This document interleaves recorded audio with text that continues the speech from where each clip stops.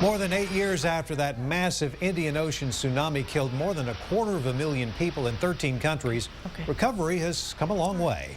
But in isolated parts of the region, damage remains. New at 6, KXAN's Jim Swift tells us part of that lingering damage is drawing the energy and talents of an Austin artist. Judy Jensen loves to travel. My husband and I really love to go to out-of-the-way places. Mae Hong Son province is the most out-of-the-way province in Thailand. It's in the mountains that border Burma, and there was one line in a Lonely Planet guidebook that said there was a temple that had a collection of 19th century reverse paintings on glass, which is what I do. What Judy Jensen does is the key to this story.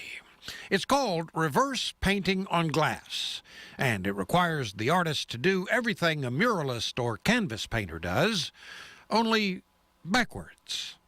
Take the human eye, for example. You would paint the twinkle in the eye first, and then you would paint, for instance, the pupil, and then you'd paint the details of the iris, and then you would put in the coloring. So you see it just builds up in layers backwards, which means that you can't paint over your mistakes. Jensen has exhibited her art nationally and internationally, including at a New York City museum, the Smithsonian Museum of American Art, the Royal Ontario Museum in Toronto, and right here on the wall at Austin Bergstrom International Airport. When we got there and saw the paintings and how beautiful and lively and bold they were, I loved them.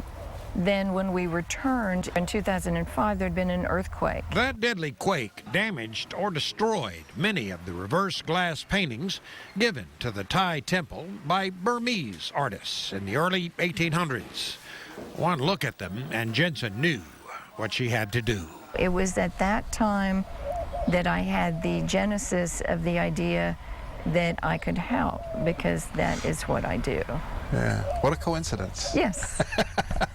And I spoke to the abbot of the temple, and I showed him an example of my work, and he said, "This makes me very happy," and started pointing out paintings to me and asking me, "Can you replace this one and this one and this one and this one?"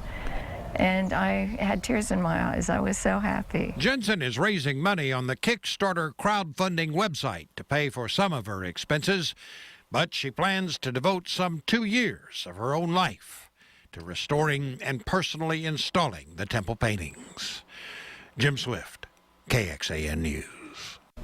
By the way, you can soon get an up-close look at Jensen's work. Her studio is on this weekend's West Austin Studio Tour. We'll have details about that and a link to that Kickstarter page Jim mentioned in the Austin Headlines section of our website, KXAN.com.